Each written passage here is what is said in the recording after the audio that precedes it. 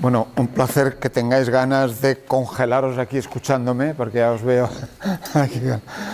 Pero no os preocupéis, que como sois jóvenes y es viernes, luego os podéis ir de fiesta.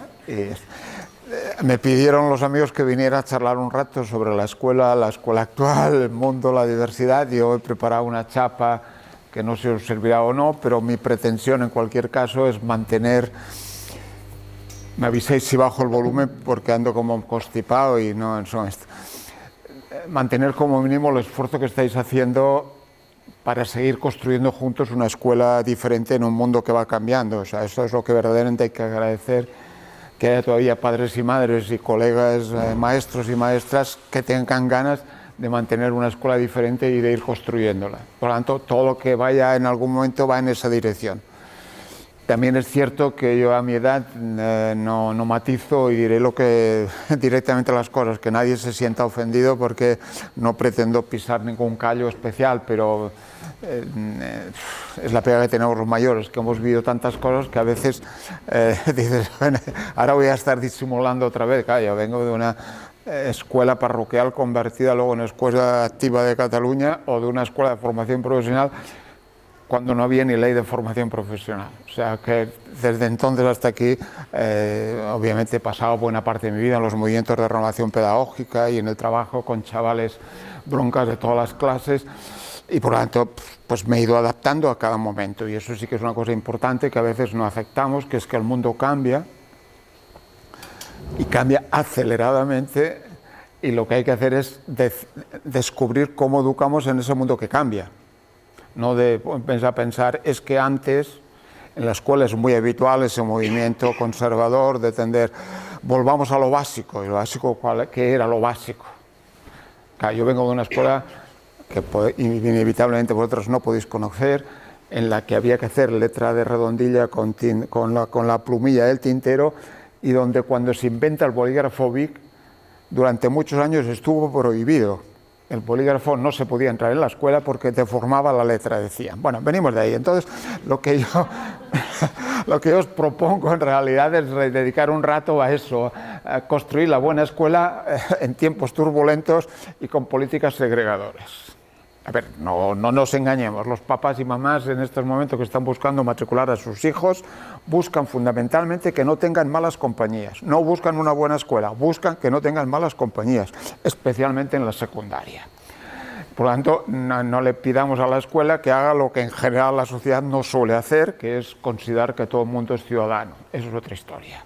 Yo en algún texto que trabajo con adolescentes, el título es ¿quién se ha inventado esa tontería de que todos los seres humanos son iguales? Y eso es ahí, a ver, ¿quién se ha inventado esa historia? Porque luego en la práctica parece que no somos iguales, parece que no. La escuela de la diversidad, que enseña a pensar, recoge la vida, personaliza los aprendizajes, hace posible la ciudadanía y garantiza el derecho a la educación. De eso es lo que estamos hablando. No la escuela que hace que se sientan navarros porque han estudiado el rey Sancho y las cadenas de Navarra. No es eso, es la escuela que hace que sean personas, se conviertan en ciudadanos. Fijaros que vino eso que llamamos pandemia, estamos invocando siempre, pero lo que nos hemos olvidado, y se cerró la escuela. Y aparentemente nos hundió el mundo. Entonces, si fuimos capaces de cerrar la escuela, ¿es que necesitamos escuela o no necesitamos escuela? En el mundo de los adolescentes, al principio algunos chavales pintaban en la escuela COVID te quiero. A las pocas semanas decían, por favor, que abran la escuela, que no hay quien aguante a mis padres. También muchos padres descubrieron que tenían hijos, y algunos padres empezaron a decir, pero ¿cómo los maestros los aguantan todo el día? ¿Vale? Pero plantean en el fondo decir, ¿y para qué llevamos a los niños a la escuela? ¿Vale? Pues, claro, recordar que hay padres que entienden la escuela como una empresa de servicios, que se los recogen a primera hora y a ser posible que se los devuelvan duchaos y cenaos. Acaban entendiendo la escuela. No entienden que la escuela es algo... Recordad que lo diga, la escuela de hecho se inventa para librar a los hijos de sus padres, es decir, se inventa para que verdaderamente los niños y las niñas tengan otro territorio en el que estar que no sea el de sus familias. Y luego aparece la otra pregunta, ¿y para qué queremos maestro o maestra si todo el mundo enseña? Si todo el mundo puede enseñar, que den historia. Entonces, dejadme que lo diga muy rápidamente, le paso, hablando especialmente con los amigos, colegas de la escuela. Yo siempre de recordar a los compañeros de la escuela, decir, ¿y yo qué hago cuando entro en una clase? ¿Qué pinto yo en una clase? Más allá de lo que me piden los padres y las madres que haga, ¿qué pinto yo aquí? Entonces, en la profesión siempre decimos, somos oportunidades en vidas que se están construyendo. Somos oportunidades que harán que esos chicos y chicas, cuando marchen de la escuela, no serán iguales. Se habrán encontrado con un profesional de la relación y la educación que humaniza enseñando, porque obviamente educamos enseñando, pero las vidas de esas personas no serán iguales. Los que nos dedicamos en profesiones diversas a estar con las personas sabemos que una parte del significado de nuestra vida es que podemos ser útiles en otras vidas. Traéis a los chicos y las chicas a la escuela para que puedan encontrarse con otras personas y mediante descubrir otras personas adultas, mediante la relación con otros y mediante los aprendizajes, aprendan a ser personas. La esencia de la profesión educativa es humanizar personas. Sin la escuela, realmente, el desarrollo humano se puede producir, pero no se produciría lo que se produce. Por tanto, no os leo eso, para que los que tengan paciencia pueden encontrarlo en ese libro, Ser maestro cuando parece que nadie sabe para qué sirve, o muy anteriormente podríais encontrarlo en una cosa de esas típicas también que me tocó escribir en algún momento, que era... familias hartas de los deberes, queremos seguir educando a nuestros hijos, de cómo colaboráis o cómo compartís esa historia. La segunda parte, algunos fenómenos que son nuevos y algunos que son viejos. Recuerdo de mucho tiempo, en una de estas escuelas, hablaba ahora con un compañero contigo, de las escuelas mal llamadas de segunda oportunidad, de nuevas oportunidades para trabajar, para conseguir que algunos adolescentes rebotados del sistema se reenganchen con la idea de aprender. Y trabajaba con un grupo de chiquillas, 15, 16, 17 años, y hacíamos una cosa, bueno, como que lo que me toca es estirarles de la lengua para saber algo más de su vida. Estábamos intentando hablar de cómo se hace la raíz cuadrada o el cálculo del porcentaje a base de estudiar cuánto alcohol se habían metido entre pecho y espalda en el fin de semana. Entonces íbamos analizando un beefeater de no sé qué, cuánto alcohol, qué significa que una cosa tenga 40 grados, estábamos allí haciendo sumas, y al final una chiquita de estas con larga historia vital, pero con 15 años, dice, ¿pero yo para qué tengo que saber eso? Digo, hombre, no sé, acaba de ser el Black Friday. Digo, bueno, para que sepas lo que te rebajan cuando compras. O no sé, algún día pedirás una hipoteca y sabrás, tendrás que calcular el porcentaje. La respuesta de esa chica maravillosa fue, ya lo sabrá mi novio, ya lo sabrá mi novio. Yo le tengo que decir en otra cosa, mira, si hay alguien que sabe más que tú, seguro que te explota. Seguro que te explota. Fijaros que cuando en el mundo del debate decir, no hay quien entienda a estos políticos, cada uno que viene hace una nueva ley, habría que tener una ley que... No os engañéis, es imposible. Solo con que leáis los preámbulos de las leyes de educación descubriréis que para los conservadores, la derecha, que eso tenéis aquí mucha experiencia, hablan de la escuela, hablan del desarrollo de los talentos de los niños y niñas. A mí lo de los talentos me suena, sabéis que talento es una moneda de la época de los judíos, que quiere decir para que desarrollen los dineros de su familia, en realidad. Mientras que cuando más o menos la gente progresista hace una ley, dice la escuela está al servicio de hacer posible que todos los niños y niñas tengan las oportunidades que necesitan para desarrollarse. Y ahí es el debate, mucho aparte de los debates de la escuela, los debates sobre el currículum, sobre lo que tienen que aprender o no, son debates de hacer posible que no se les ocurra a estos niños de los pobres llegar a ser ricos. En realidad es eso lo que pretenden con la escuela. Cuando hay que tener mucho cuidado a ver qué espero yo de la escuela respecto a mi hijo, que se convierta en un yuppie famoso que hace pelotazos o que sea una persona que verdaderamente se sienta persona y viva en esta sociedad. La otra cosa que hay que tener presente, Cuando vuestros hijos todavía no son adolescentes, bueno, si tenéis más de uno, a lo mejor sí. Pero pronto descubriréis que buena parte de lo que hacen, aprenden, es un mundo desconocido por vosotras. Claro, a vosotras y a vosotros básicamente vuestros padres os educaron porque había dos grandes manuales, el manual de urbanidad y el catecismo.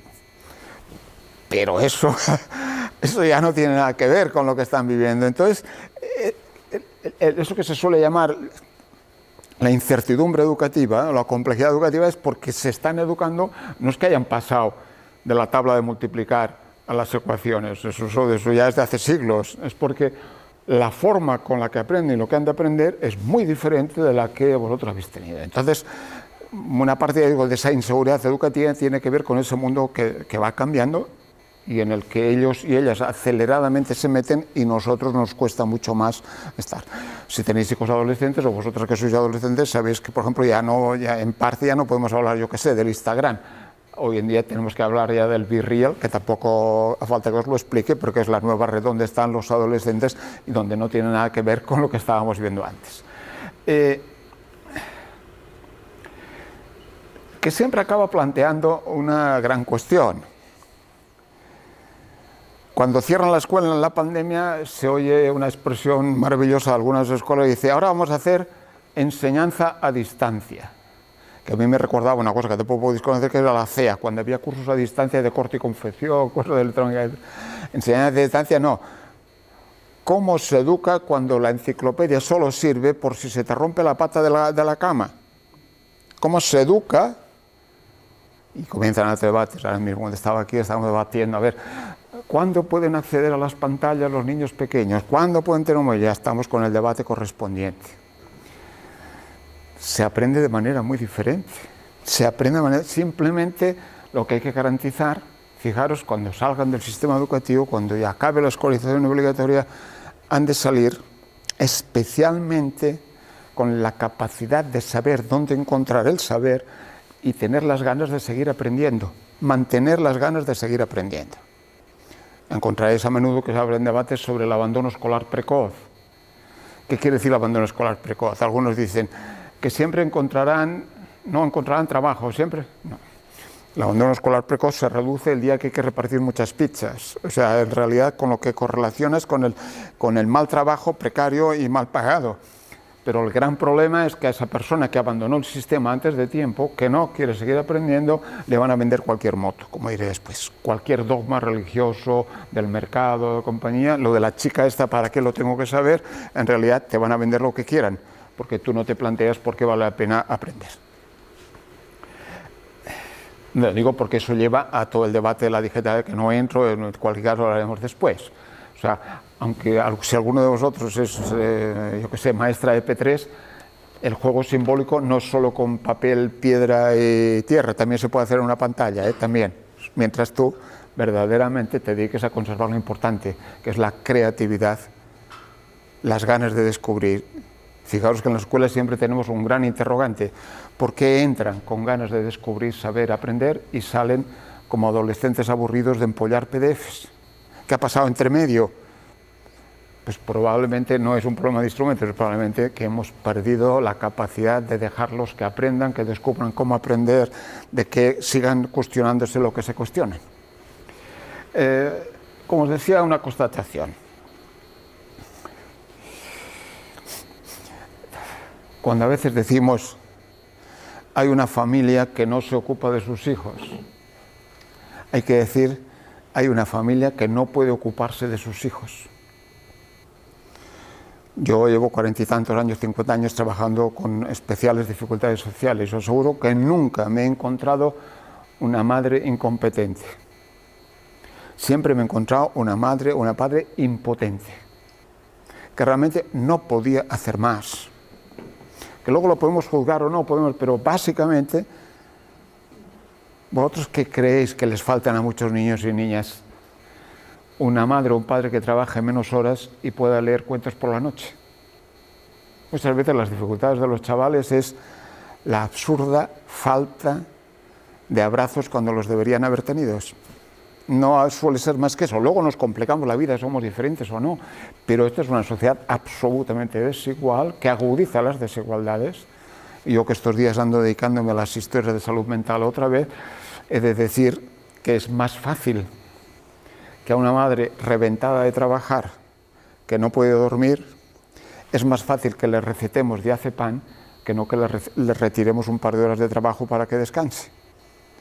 En esas sociedades donde colocamos esta escuela que ha de soportar la desigualdad, cuyo gran problema es la desigualdad y cuya gran historia es la complejidad y la diversidad, que además, yo digo, insisto, es mestiza.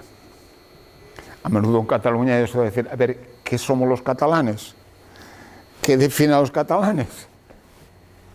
Hombre, sí, tenemos una lengua, vale, sí, pero además de la lengua, cuando nuestro amigo Pujol decía, el que vive y trabaja en Cataluña, y cuando no hay trabajo, ¿qué quedamos? Y si solo vive pero mal vive, ¿cómo lo arreglamos? Les decía en la comida que hay una expresión que yo odio y que las estadísticas se han de suprimir, que todavía hablamos de niños inmigrantes. ¿Inmigrantes cuánto tiempo se emigra?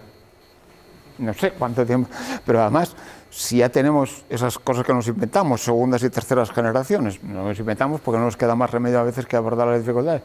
Y allí yo siempre digo, no, estamos hablando de niños catalanes con padres sin DNI, niños navarros con padres que tienen una complejidad que no pueden regularizar su situación legal, pero nada más. Lo otro es pura mezcla, pura mezcla. Desde que apareció la antena parabólica, todas las culturas se van al carajo, se mezclan, se interrelacionan. Ya no te digo ni con internet. Cuando trabajas con los chavales, dices, a ver, ¿qué mochila digital trae?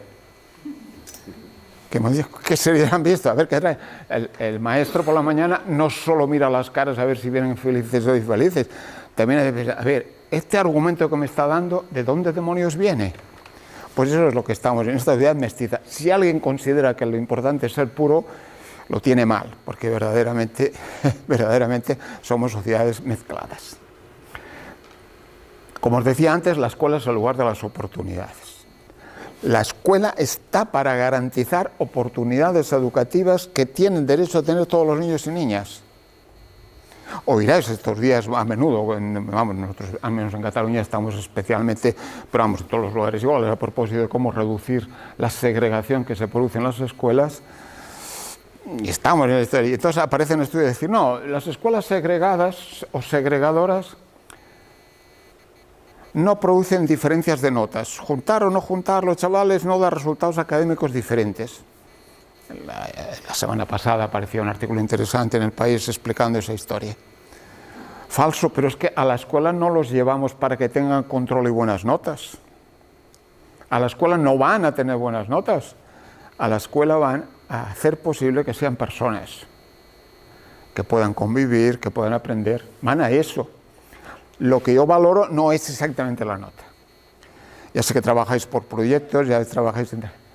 No digáis nunca, nunca que vuestro niño no saca buena nota, no os saca buena nota, que a veces suelen decir los padres, por culpa de estar trabajando en un grupo en el que hay un niño que es peor, no sabe o hace no sé qué.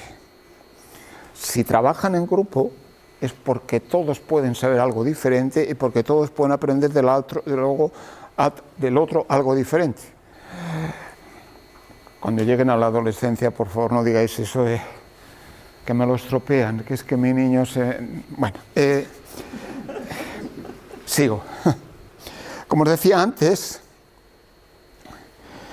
yo la semana pasada...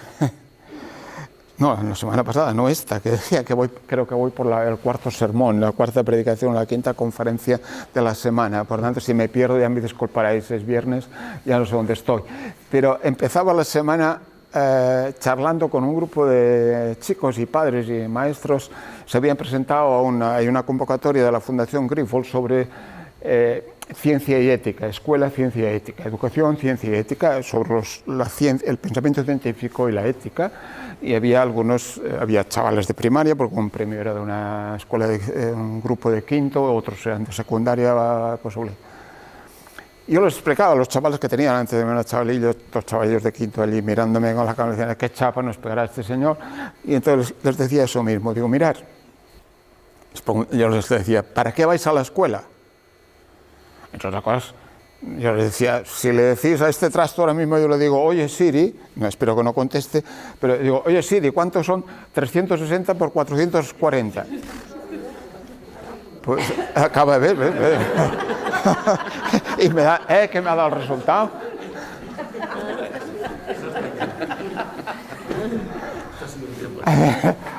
Y si le digo, y al revés, no sé si me lo dirá, pero ¿para qué vais a la escuela? ¿Para qué vais a la... Entonces, una de las razones que les decía, mira, podéis, aparte de libraros de vuestros padres, podéis ver el mundo por otras ventanas, podéis descubrir la realidad con esas ventanas. Y les decía, tenéis que ser felices viendo las estrellas, pero que nadie os diga que vuestra vida la define el horóscopo. Tenéis que aprender a pensar científicamente, pero tenéis que admirar las estrellas, pero las estrellas no deciden vuestra vida, tendréis que aprender por qué pasan las cosas. Pues esto, es decir, educamos para que algún día puedan criticarnos, no para reproducir nuestros discursos. No educamos para que no invoquen a Alá, sino para que aprendan a situar los dioses en su lugar y aprendan que a pesar de que sus familias puedan ser religiosas o no religiosas, ellas tienen que aprender a entender ese mundo. Fijaos que eso lleva rápidamente a muchas historias, a lo insistir. Pero lo que os quería sugerir es algo que estáis en ese proceso de construcción y que buena parte de lo que os voy a decir es lo que ya habéis discutido, lo que seguro que están vuestras conclusiones, lo que parecía en el vídeo. Pero os quería proponer un pacto, 8 pactos, 8 acuerdos necesarios, insisto, para una escuela aceleradamente cambiante en un mundo complejamente cambiante. Y donde desde siempre, digo desde siempre que yo, hay una constatación que es que la velocidad con la que cambia el mundo es infinitamente mucho más acelerada que la capacidad que tiene la institución escolar para adaptarse a ese mundo, ¿vale? Y por lo tanto, que siempre va a remolque de lo que va cambiando el mundo. De que especialmente en algunas edades, especialmente en la adolescencia, la distancia es tan enorme que es muy jodido, perdona la expresión, convencer a un chaval en primavera con 15 años de que tiene que ir al instituto. Porque cuando te preguntan, ¿y yo para qué tengo que ir al instituto?, no es fácil seguir convenciéndolos de que tienen que seguir estudiando. Con vuestros hijos en primaria todavía no pasa, pero más de una vez puedan decir lo que os decía antes. ¿Me tengo que aprender la tabla de multiplicar? Y al final las de convencer de, mira tío, que es mucho más práctico. Pero solo porque es mucho más práctico. Pero vamos, os podrá decir, ¿para qué? Sí, cualquier aplicación solo con ponerte le contestará. Pero tendrás que verdaderamente decir, ¿cómo acercamos la vida de la escuela? Donde además los que nos dedicamos a la historia sentimos la inseguridad continua de decir, ¿y ahora qué les explico? Si ya saben más que yo de algunas cosas. Claro, vosotros creéis que se puede explicar, yo qué sé, los volcanes o el núcleo de la Tierra sin hacer referencia a los terremotos de Turquía. Pero los chavales vendrán diciendo, he visto que hay una cosa que es la falla, de que la cruz de no sé qué, y tú dices, aleluya. Si tú eres un buen profe, dices, a ver, vamos, ¿y eso de qué va? Pero si tú sigues con el libro, para decir, no, es que el magma, los chavales, bueno, los pactos, no me enrollo más. Primero, como os decía, es un lugar imprescindible en la humanización. Ninguno de nosotros se desarrolla si no tiene una serie de estímulos a su alrededor. Recuerdo cuando decíamos un seminario sobre el impacto de la pobreza económica en las vidas infantiles, hablando en algunos de los seminarios, alguna de las compañeras decía, no, he estado con un caso, una situación, habitación de alquiler, habitación de alquiler, sin suelo, hecho un asco. niño que no se puede mover del carro, que no puede bajar al parque porque no hay ni ascensor. Al que, claro, cuando tiene 2 años le diagnosticamos déficit en el desarrollo psicomotor. Hombre, si no puede ni arrastrarse por el suelo, no puede ir al parque, no puede caminar, ¿qué quieres que haga? No nos desarrollamos automáticamente. ¿Para qué caminan? ¿Para qué hablan? Si tú no hablas con un niño, no aprenderá a hablar. No se desarrolla automáticamente. Por lo tanto, la escuela es imprescindible para el desarrollo. Sin la escuela no se desarrollaría. Sin la escuela, sin los contextos educativos que los desarrollan. También con sus matices. Cuando yo era, como os decía, defensor de los derechos de la infancia, tenía quejas de familias más o menos hippie, espero que alguna de vosotras también sea de esas, pero que me venían a reclamar que no querían escolarizar a sus hijos hasta los 5 años, que era la obligación, que quieren hacer su escuela familiar. Y yo les decía, sí, yo os defenderé vuestro derecho, pero que os quede claro que hay 2 cosas que no podéis negar. Los niños tienen derecho a no aguantaros a vosotros 24 horas al día, todos los días, y tienen derecho a descubrir que hay otros niños. Si vosotros juntáis con más adultos y los juntáis con más niños, no hay ningún problema, os defenderé vuestra escuela. Ahora, si lo que queréis es seguir modificándolo de acuerdo con vuestra filosofía de la vida y los pobres críos no tienen más remedio que aguantaros, entonces ya nos lo vamos a defender. Bueno, a lo que iba. Es imprescindible para ser personas. Es imprescindible para ser personas. Es imprescindible para convertirse en ciudadanos. Aunque luego digan eso de la libertad, que en general la libertad tiene nombre de cerveza últimamente, pero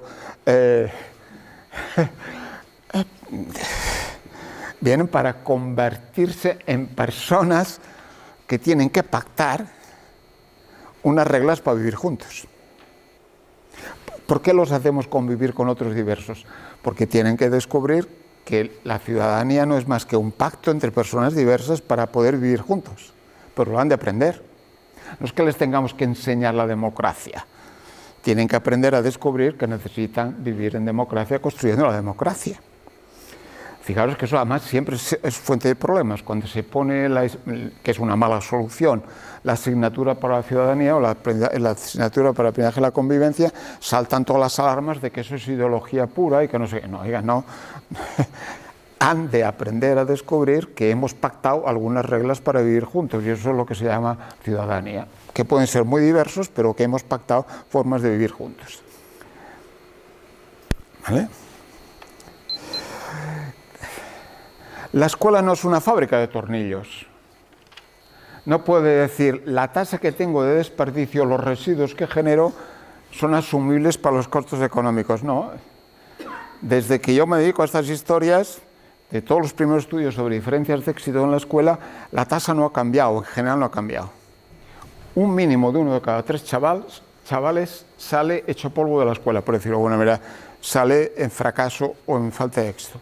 Va por barrios, la diferencia va por barrio por otro. Entonces, si una fábrica genera una tara de un 30%, diríamos, esto no puede ser. Aparte que la escuela obviamente no es una cadena de producción. Pero podemos seguir soportando que 1 de cada 3 niños, como mínimo, en muchos barrios 1 de cada 2,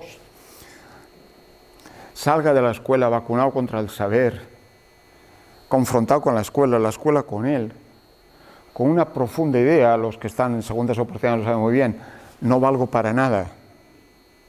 Y luego vienen los chavales y te dicen, en la escuela me convencieron de que era tonto, ahora he descubierto que sé algo, ahora he descubierto que puedo hacer otras cosas simplemente porque lo hemos producido. Pensamos en la escuela porque no es aceptable que una parte significativa de los que pasan por él acaben mal. Y por eso andamos siempre pensando cómo hacer una escuela diferente.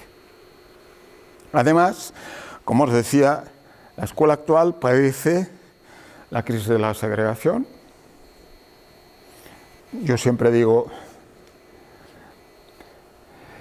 no es bueno educar niños pijos empollones entre niños pijos empollones, no es bueno educar niños marginados entre niños marginados, niños y niñas, para estar bien. Ninguna de las dos cosas ayuda, porque la única manera de descubrirse es convivir con formas diferentes de ser persona, con formas diversas. No digo que tenga que estar mezclado todo y que todo sea aguantable, no. Vengo de una historia bastante complicada por saber que hay situaciones que a veces son difíciles de mezclar. Pero... Además es una escuela, les comentaba en la comida a vuestras compañeras y compañeros. En el mes de mayo, así en Cataluña, hace 2 años se puso en marcha un decreto que creo que es un buen decreto para intentar luchar contra la segregación escolar, es decir, contra el hecho de que los chicos y chicas que tuvieran determinadas dificultades siempre estuvieran en la escuela pública, mientras que la escuela concertada y compañía no tienen uno. El decreto está bien, con una lucha complicada, y algunas escuelas concertadas progresivamente han tenido que ir incorporando la idea de tener chicos y chicas con complejidades vitales diversas, no solo las complejidades de las clases medias. Y fue a una de estas escuelas que me pidieron porque se había producido un problema que no acaban de saber resolver. Bueno, es una escuela relativamente de élite, clases medias, una escuela concertada, innovadora, de las más innovadoras que hay en Cataluña. Para que entendáis, incluso las mesas y las sillas tienen ruedas, con lo cual lo pueden mover todo. Es una escuela que puede mover todo. Pero tenían un problema. Habían incorporado al último curso anterior una serie de chavales, incluidos adolescentes solos migrantes, de los que tenemos por allí, chicos del barrio, y tenían un problema. De golpe, claro, no tenían la misma sudadera. Ya es complicado, porque entre adolescentes no poder llevar la misma sudadera ya es interesante. En su día formaba parte de las tribus, hoy en día ya es un problema económico. Pero no podían ir a las mismas excursiones. No podían. Y tenían un problema. Los de clases bien, entre comillas, educados en la solidaridad y en la convivencia, como catalanes muy implicados en su sociedad, habían llegado a la conclusión de que los otros no eran como ellos. Los otros, viendo a los otros, habían llegado a una gran conclusión. ¿Qué se han creído estos? Nosotros no somos como ellos, pero la vamos a liar. Se habían agrupado todos y tenían un conflicto bastante significativo. Si no somos iguales, ¿por qué hemos de comportarnos iguales? Y el profesorado, no acostumbrado a hablar de situaciones familiares complejas, tampoco sabía cómo salir de esa situación. Yo a menudo tengo que contestar a la pregunta, ¿por qué un chaval, en este caso adolescente, que está sentado al lado de otro chaval o otra chavala, que el uno tiene el iPhone 14 y el otro el Samsung reciclado del Paqui, ¿cómo le digo al que no tiene el iPhone que no puede robarle el iPhone a la pija de al lado? ¿Cómo le digo, no, mira, chico, te ha tocado ser pobre? ¿Cómo lo arreglamos? Porque claro, le digo, pórtate bien, pero no va a portarse bien. ¿Y por qué? ¿Y por qué? Fijaros que cada vez, y no hace falta ser muy rico, no, cada vez que cualquiera de nosotros se siente inseguro ante un pobre, lo que viene a pensar en el fondo, en realidad yo me lo merezco. En realidad yo me lo merezco. Ese no sé, mira, ¿qué le vamos a hacer? Claro, yo vengo de una historia en que, a vosotros no lo explicaron, pero cuando lo explicaban en el catecismo nos decíamos, aquí estamos, aquí hemos venido a sufrir, pero algún día iremos al cielo. O sea, la vida es un valle de lágrimas, entonces algún día... Luego, cuando vi a Franco, uno dijo, bueno, podemos hacer la revolución. Cuando manden los míos y cambie la tortilla, me tocará estar en la banda, pero tampoco. Y entonces ahora, ¿cuál es el argumento?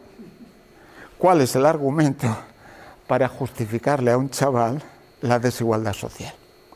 En este momento la pobreza económica impacta mucho más por la comprobación de que a ti te ha tocado estar en el lado malo de la vida, que no por el hecho de que puedas comprar o no comprar determinados estos.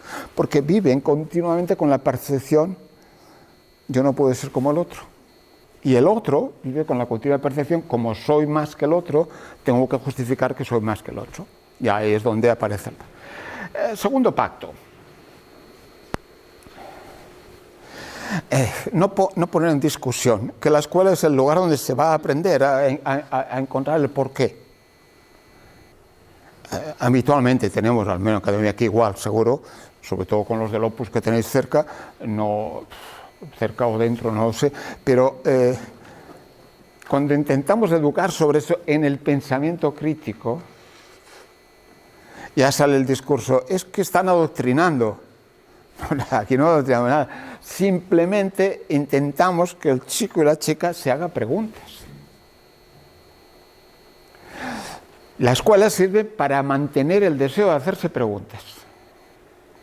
Las respuestas, ya he visto que las da el Siri, y sepan construir las buenas respuestas, descubrir y construir las buenas respuestas. Entonces, si negamos esa capacidad a la escuela,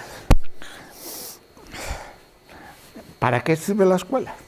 Insisto, porque cuando tenemos una discusión de amigos, todo el mundo dice, consultemos en Google.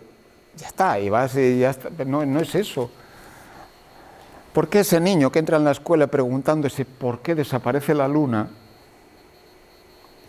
acaba siendo, como os decía antes, alguien que cree que cada día su vida la decide la luna? ¿Por qué ha pasado eso? Es decir, ¿por qué esa persona a la que la escuela le debe mantener, y los buenos maestros lo hacen, la idea de que cada día se quede perplejo entre alguna cosa que desconoce, acaba siendo alguien al que le venden lo que quieren? ¿Qué es lo que ha pasado entre medio?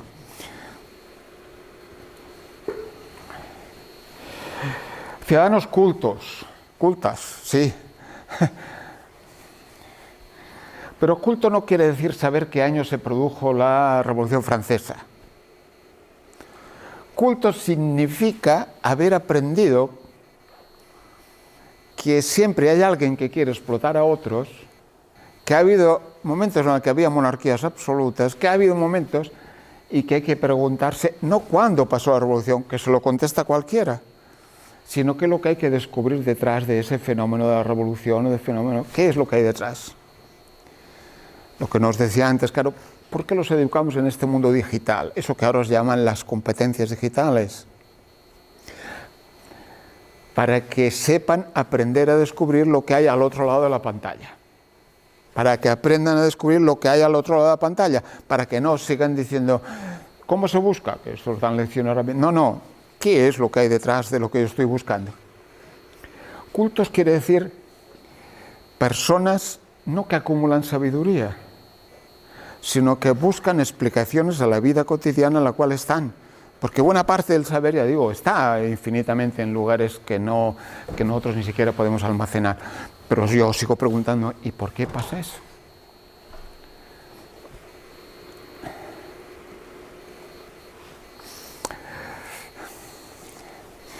Ya sé que tenéis casi la bandera más grande de España, creo, colgada allí en la plaza aquella. Hacía días que no la veía y digo, han crecido, un poco más descolorida, pero... Ahora, a ver, los educáis para que pongan a caldo todos los dogmas, todos. Dogma es una cosa que no se puede discutir. Uno puede creer en lo que quiera, puede tener la fe que quiera, en la que sea, política, religiosa, compañía, pero no puede perder la capacidad de análisis y de crítica de eso. Hombre, aunque sea la de Navarra, como ya decía, me parece que era Víctor Hugo, una bandera siempre es un trapo lleno de sangre de los pobres. En definitiva, no acaba siendo más que eso. Entonces, me parece muy bien. Lo de los rojillos, últimamente, lo de Osasuna da para mucho, habéis ganado al Bilbao, pero no da para... ¿Cómo les ayudamos a que, creyendo lo que crean, que pueden creer, como vuestras familias, pero aprendan realmente a no depender de una explicación cerrada, a no depender de un dogma que no permite, el que sea, El económico últimamente está muy de moda, ¿no? Como ya sabéis, los ricos se consideran con derecho a que no les cobremos impuestos, pero bueno, que es verdad y que es mentira. A menudo, como digo, me toca hablar sobre las mal llamadas dependencias a las pantallas y compañías.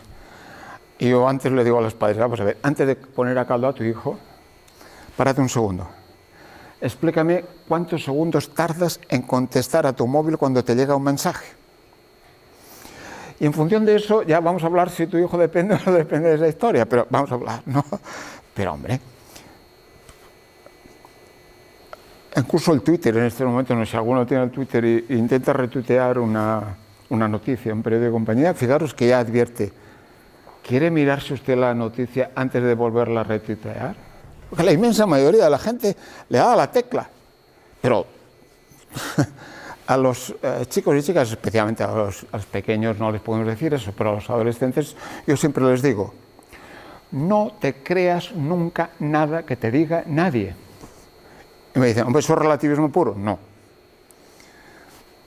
¿Quién te lo está diciendo? ¿Por qué la profesión de maestra de cuarto de primaria es una maravilla? Porque la seño siempre tiene razón. Los niños vienen allí, me lo ha dicho la seño. Claro, ¿por qué me lo creo? Porque me lo ha dicho la seño. Porque soy una persona, es una persona de confianza para él. ¿Quién te lo está diciendo? ¿Qué otras cosas dicen? Tú dices eso, pero hay otro que dicen. ¿En qué contexto? ¿Qué te están vendiendo? Etcétera, etcétera.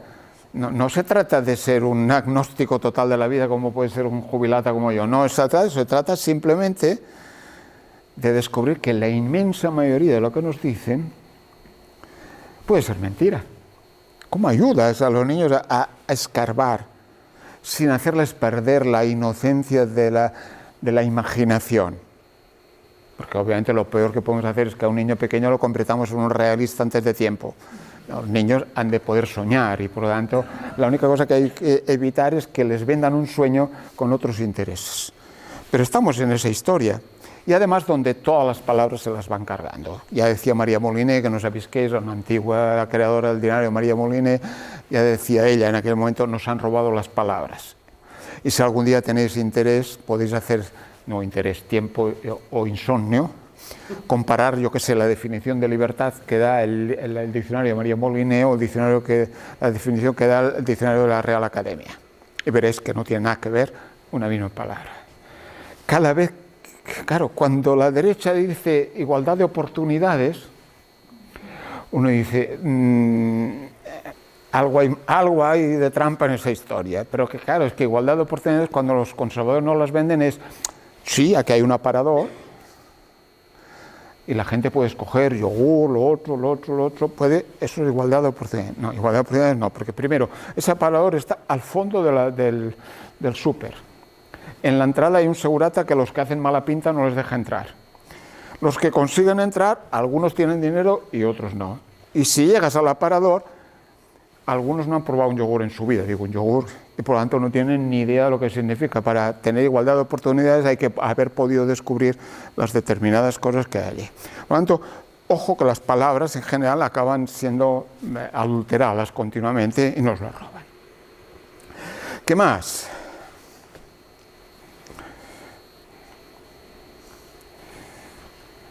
Les explicamos, intentamos que la escuela explique el mundo, aunque nuestra explicación del mundo no sea esa misma, ¿vale?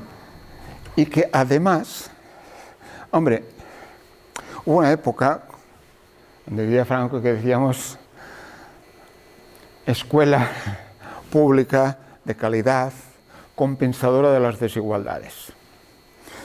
Pronto aprendimos que lo de compensadora, como no lo compensara otro, la escuela podíamos a veces compensar poco.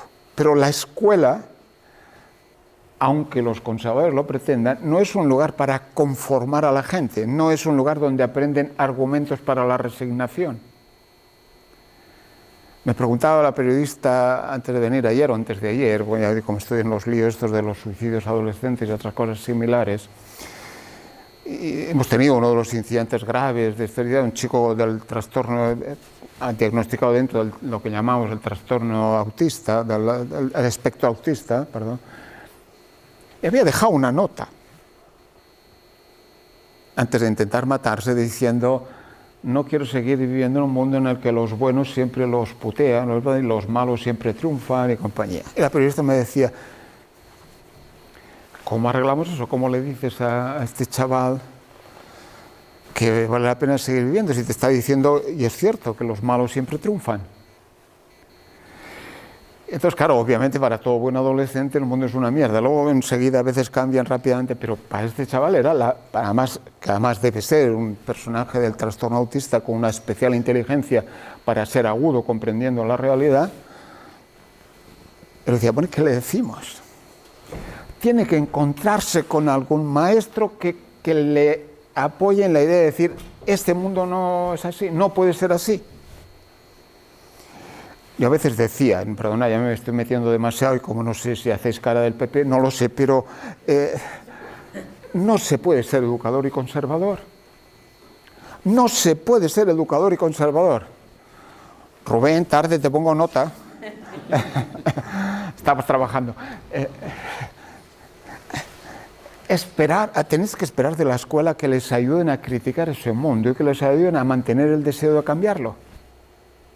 No solo a que sean ecologistas. Últimamente en eso del ecologista hay mucho de egoísmo, también, no.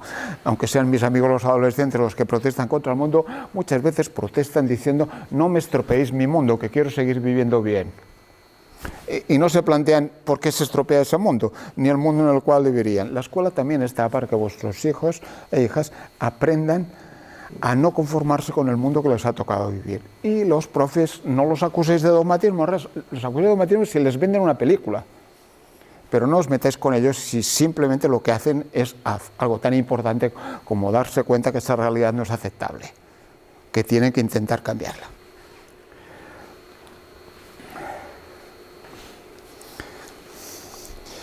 Cada ley, si habéis leído las últimas, todos los preámbulos de todas las leyes de educación anterior, siempre van recortando el papel que las familias pueden tener en la escuela. Y ahora cuando me dicen, hemos votado en el consejo escolar, quiero decir, han votado los profes con alguna ayuda de las familias, pero no, hubo una época,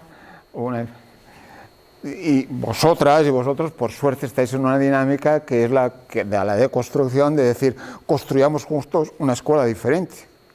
Y no estáis en esa dinámica de el profe tiene la culpa, ni el profe no está en la dinámica de decir esas familias que se han creído metiéndose aquí. Un paréntesis que no hay que olvidar.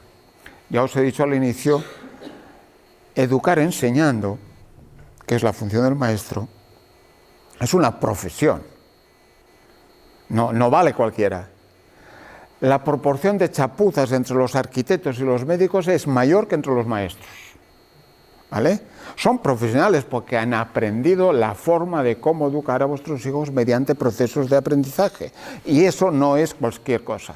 Y han aprendido a establecer unas relaciones de influencia. Y han aprendido a observar cómo viene vuestro hijo o vuestra hija cada día. Si le han comprado una faldilla en el mercadillo o no. Han aprendido eso. Y eso es una profesión. Por lo tanto, hay que mantener el rigor de la profesión. A la vez, los buenos profes saben perfectamente, podemos discutir, ayer discutía con alguno de estos profes, cuántas horas en cada lugar y quién es la influencia, si dormir cuenta o no para la influencia en la vida, pero bueno, en general un maestro sabe más de vuestros hijos que vosotros mismos de vuestros hijos, en general. Y muchas veces lo que quiere saber el maestro es lo que hacen en la familia, y la familia debería razonablemente pensar, ¿y qué hace mi hijo en la escuela? Pues en eso, donde no hay ninguna posibilidad de separarlo, simplemente hay que separar las funciones de cada uno en el sentido de decir, quiero un buen maestro, que es un maestro que sabe mirar la vida de mi hijo o mi hija, sabe cómo entusiasmarlo para aprender y sabe cómo enseñarle a aprender. Eso es lo que yo espero del maestro. El maestro también espera ayudarme a mí a seguir educando al hijo cuando no está fuera de la escuela. Ese pacto, ¿vale? Hay que conseguir que vuestros maestros no os pongan en la picota. Pero también tenéis que conseguir que lo que os dice vuestro maestro o vuestra maestra debe ser algo que es útil para que sigáis educándolos. ¿Qué más?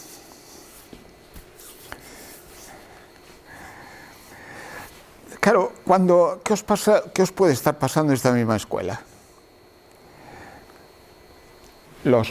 Las maestras y los maestros de cada ciclo, de la etapa, os explican cómo están trabajando ese año.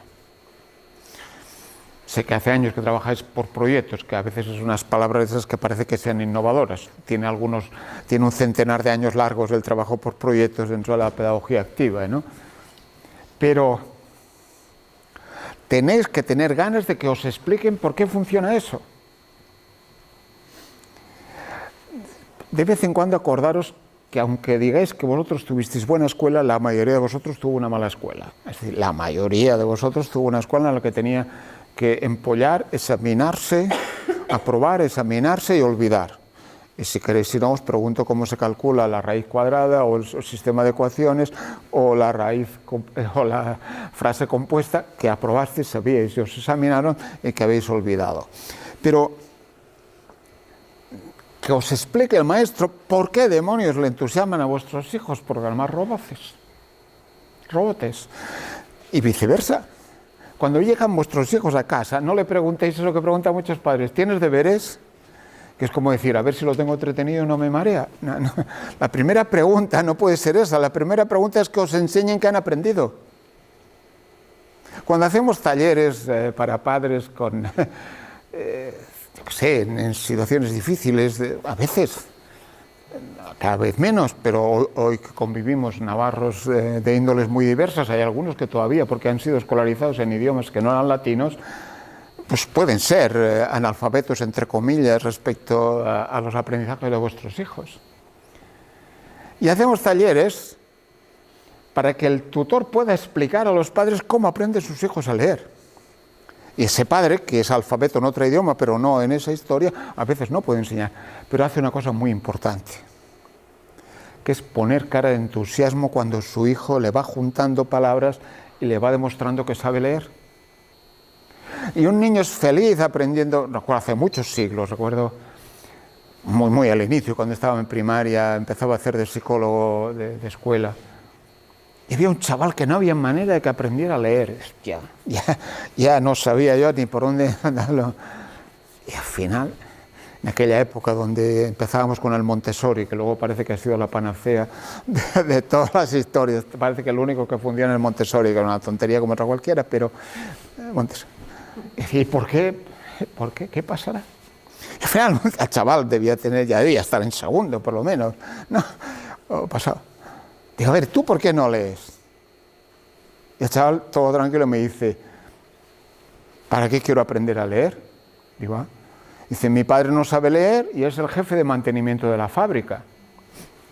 Pues, ¿cuándo aprende un chaval? ¿Cuándo de golpe un día, fijaros en ese marketing de la escuela que nos suelen vender, es un buen método, esto es un buen método, ¿cuándo funciona? A veces un chaval arranca a leer simplemente porque el día anterior le había salido bien un quebrado, o un quebrado a esa edad no lo hacen, pero para una suma, una historia, porque sintiéndose competente, acaba leyendo. O acaba leyendo porque ve que su padre o su madre le lee cuentos y eso es maravilloso poder leer. Y entonces dice, pues a lo mejor tengo que leer.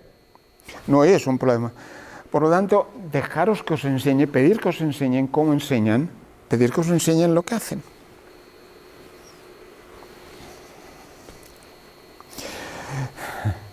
Los niños pagan nuestras hipotecas, cada vez más difícil, ¿no? Pero pagan más, ¿no?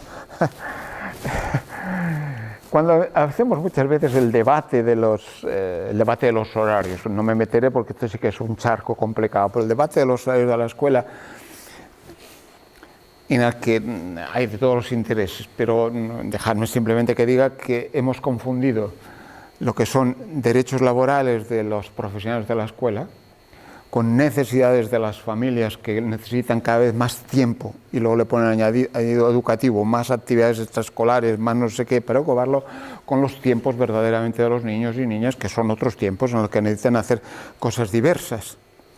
Entonces, claro, en una sociedad que para sobrevivir cada vez hay que trabajar más, los tiempos de la infancia quedan allá olvidados. Ya hablamos de esa tontería de la conciliación familiar, que es una expresión como otra cualquiera, pero que no reconoce. ¿Y cómo organizamos la escuela? El parque, las salidas, los aprendizajes, el planetario, el teatro, ¿cómo lo organizamos para organizar el tiempo de los niños? Ahí acabamos con otras historias y ellos acaban pagando nuestras hipotecas en el sentido de nuestra vida, nuestros estilos de vida. Y también a la inversa, claro. Cuando debatíamos sobre los deberes, la historia de siempre, las tareas que vosotros decís, las tareas escolares. La escuela es un territorio, como insistiré luego, abierto y por lo tanto, ¿se pueden poner tareas? Sí, sí, consiste en que lo que han aprendido en la escuela lo aplican en la vida. Y sí, si lo que aprenden en la vida lo recoge la escuela. Nadie ha dicho que tenga que compartimentarse lo que hace, pero la vida ha de poder ser aprendizaje y los aprendizajes tienen que tener con la vida. No eso que a veces los dirán cuando sean adolescentes, señor, ¿y esto para qué sirve? No, no estoy hablando de utilidad, estoy hablando de conexión entre aprender y vivir. Conexión entre aprender y vivir, y la vida puede ser escolar y la escuela sea vida. Cuarto pacto. ¿Aguantáis todavía? ¿Sí? Me faltan 4. Si estáis congelados os podéis mover alrededor de las...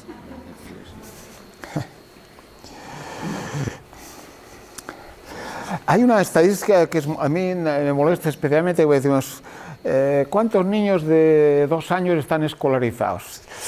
Me griñola, que decimos en catalán, chirría, porque la palabra escolarizado es extraña. Porque ciertamente las etapas más claves en los procesos educativos son 0-3. Si algún tiempo es clave, es las oportunidades educativas construidas 0-3. Y si alguna medida es útil contra la desigualdad, es garantizar educación 0-3 variable, flexible, diversa para todos los niños, incluidos los que tienen recursos. Porque, como os he dicho antes, necesitan descubrir que hay otras personas además de sus padres y necesitan tener entornos diferentes de la escuela. No se trata de escolarizar los 0 años, se trata de garantizar las oportunidades educativas en todos los años. No los escolarizamos, garantizamos tiempo de desarrollo, aprendizaje. Lo que pasa es que genéricamente le llamamos a eso escolarización y para más INRI a lo de fuera actividades extraescolares, ¿no? Pero necesitamos que todas las etapas sean consideradas etapas educativas, no etapas que en nuestros argot, nuestras palabras raras llamamos a veces etapas propedéuticas, ¿no? ¿Qué quiere decir? Los de la universidad se quejan porque los de bachillerato educaron mal, los de bachillerato se quejan porque los de ESO educaron mal, los de la ESO porque la primaria no lo hacían bien, los de la primaria porque la infantil lo hizo fatal y los de la primaria porque no se embarazaron bien sus madres. Entonces, ya... eso no va así, cada etapa tiene sus circunstancias, sus características, sus contextos y en cada una hacemos. ¿Qué más? Algunas etapas, como decía, son claves. Es muy importante, por ejemplo, la transición sexto, primero de secundaria. Es clave la transición de cómo ayudas a un niño a abandonar su infancia y a sentirse adolescente. Es clave el paso de infancia, de primera infancia a primaria, a P3. Es clave la vivencia cuando ellos tengan 16 años, decir, ¿y ahora qué hago con mi vida? Hay momentos claves en los que hay que garantizar, etapas en las que hay que garantizar aquello que es específico de cada etapa. Por eso el sistema se organiza en etapas, porque las etapas vitales evolutivas más o menos corresponden con etapas educativas.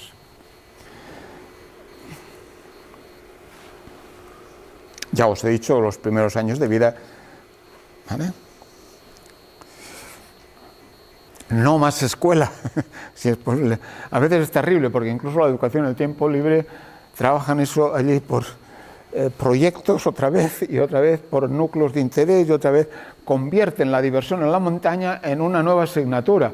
Pues, no, por favor, han de aprender en la montaña, pero de otra manera. No los... Como os decía antes, es que a menudo la escuela se acaba convirtiendo para muchas familias un tiempo en el que no tengo que preocuparme de mis hijos, ¿eh? Por eso que os decía antes de la pandemia, de cómo algunas familias descubrieron la labor de los maestros. Luego se han olvidado muy pronto de la labor, pero en aquel momento descubrieron y cómo los aguantan tanto tiempo juntos, ¿no? Quinto, este es un tema clave especialmente para vosotros.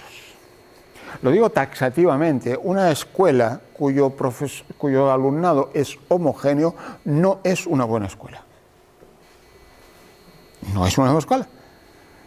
Porque las personas, como os decía antes, los chicos y chicas necesitan descubrir maneras diferentes de ser persona.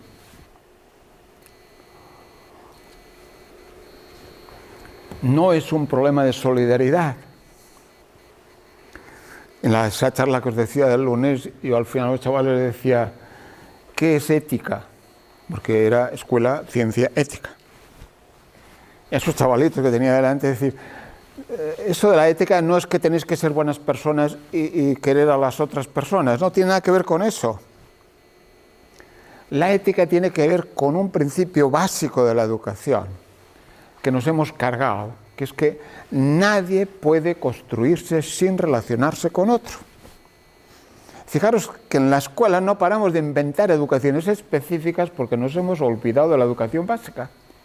Y hay que educarlos para que respeten a los negros, para que respeten a las chicas, para que respeten a que tiene identidad sexual diferente, para que respeten...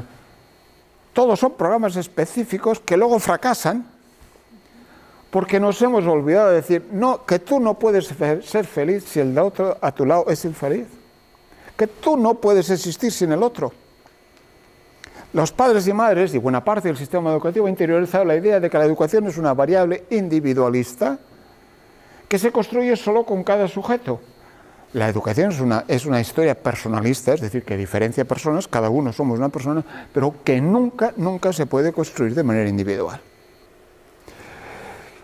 Pero vivimos un mundo en el que, como os decía al inicio, hemos pasado del supuesto personalismo al egoísmo total.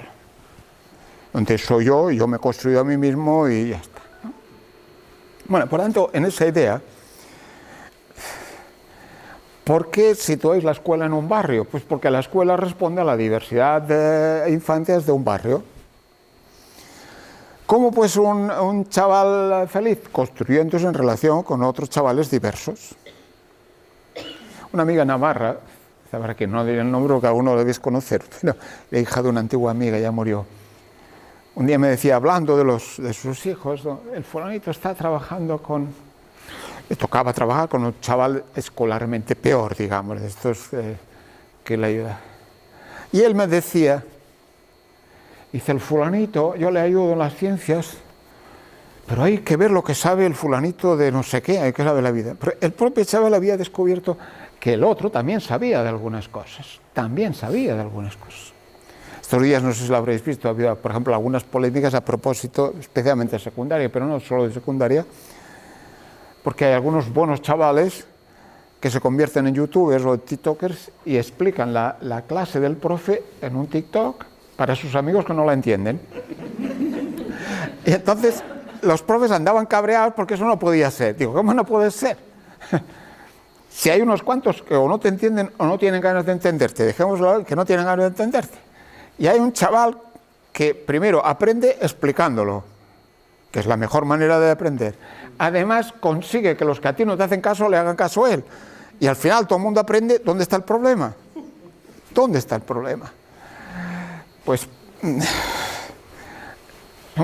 fijaros, otra de las cosas que a ratos está de moda, por ejemplo, el aprendizaje-servicio. ¿Qué quiere decir aprendizaje-servicio? El aprendizaje quiere decir, aprendo con otros haciendo que lo que aprenda sea útil a otros. No es que me voy a hacer caridad al lugar donde están los viejos como yo, no es que me voy a ayudar a los... No, es que yo aprendo sabiendo cómo tengo que enseñar a alguien que no me entiende a hacer funcionar el móvil, y además eso que yo aprendo que me permite descubrir la trigonometría de por qué el WhatsApp no se equivoca, y además soy útil al otro. No es... Fijaros, el otro día, por ejemplo, tenía más o menos que contestar a la consejera de feminismos de Cataluña porque decía, después de haber educado tantos años a los chavales adolescentes contra el machismo, ahora resulta que son más machistas que nunca. ¿Qué es lo que ha fallado? Pues ha fallado una cosa muy importante, que no los has educado para descubrir que necesitan al otro y que han de respetar al otro. Da igual que sea mujer, negro, catalán, no. Que cuando colocamos un discurso desde arriba, simplemente hay que ser solidarios. ¿Qué quiere decir ser solidario? Porque ser solidario significa, recuerdo Nosotros que allí hacemos maratón para todas las solidaridades, un día se les ocurrió hacer una maratón contra la pobreza. Maratón son programas televisivos, todo el día allí aportando dinero, llamando y compañía. Hicieron uno contra la pobreza infantil. Y yo me indigné totalmente, porque además el anuncio era, no sé si eran 4 sillas y 5 personas. Las 5 personas cedían una silla al que no tenía silla y era... mire, eso no es solidaridad, eso es beneficencia. Si en este mundo todo el mundo viene con una silla y falta una, debe ser que alguien la ha robado, pero no es que la... Claro, vamos a buscar juntos dónde está la silla que falta y de paso le ayudaremos al que se canse a se siente donde está. No los educamos para que sean buenos, los educamos para que aprendan a necesitar al otro para ser ellos.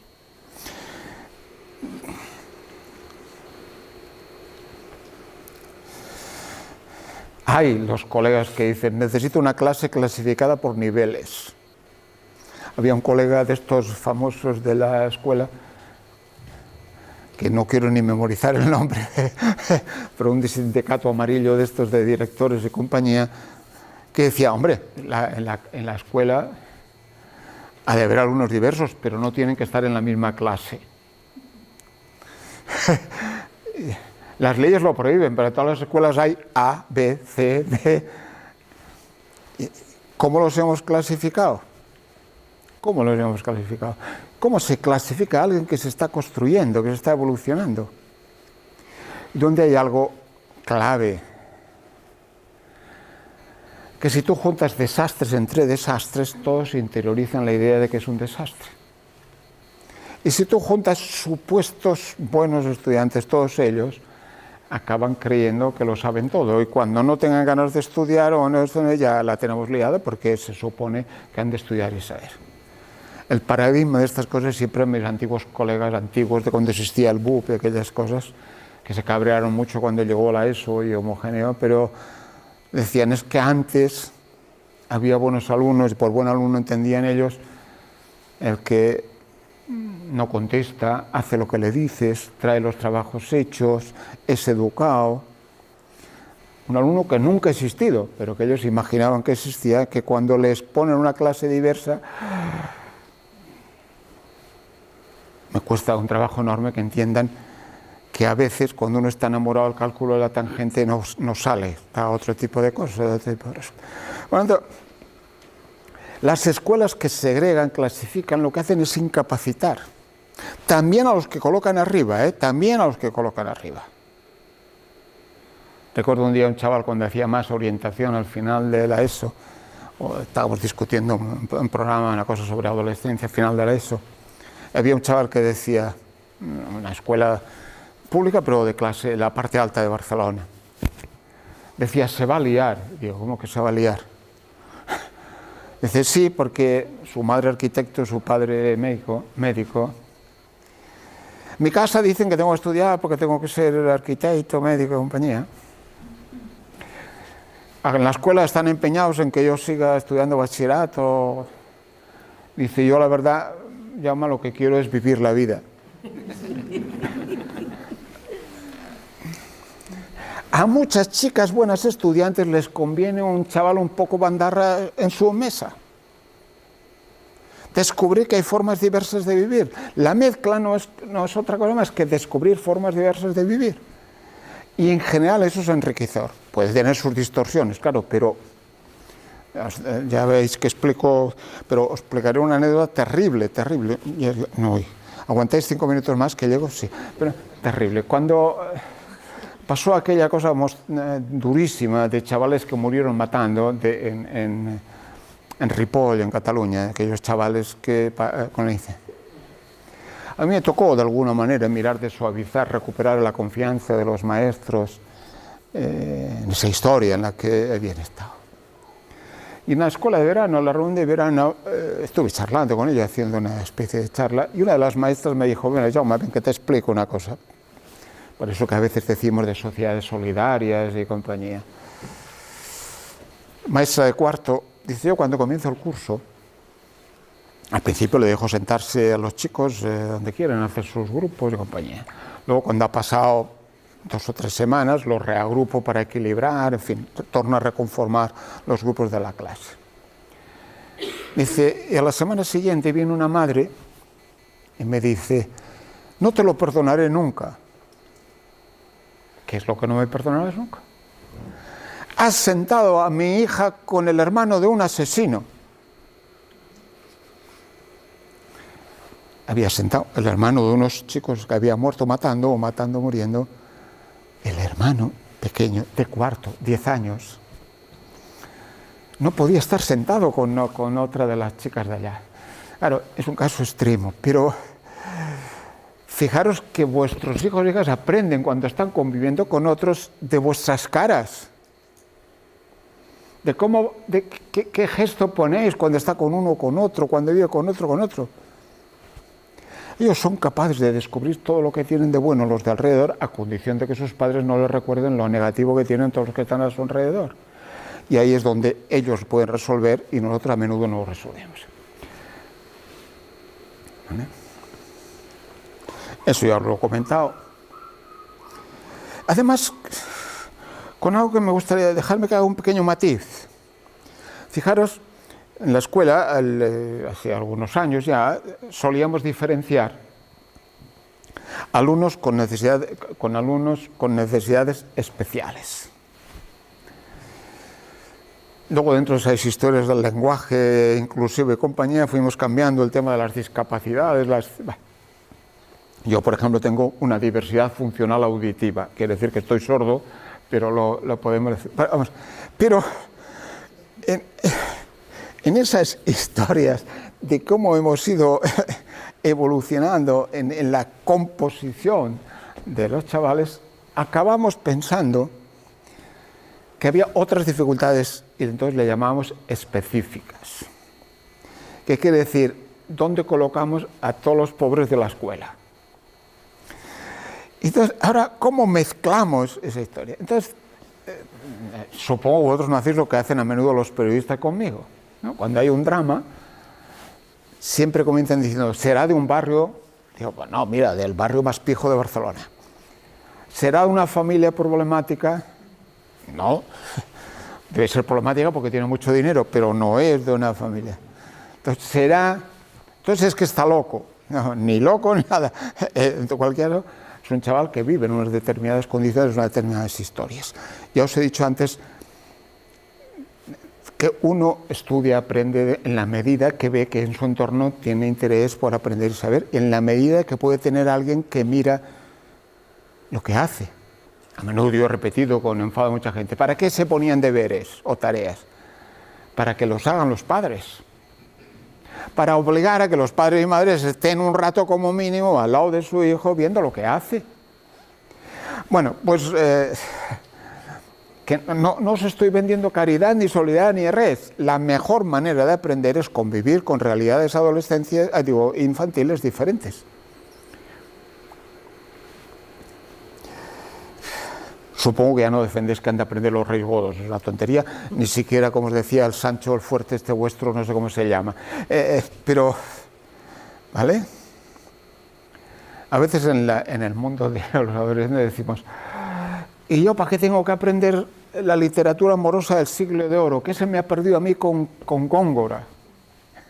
Que nos planteaban ayer. Bueno, aparentemente nada, pero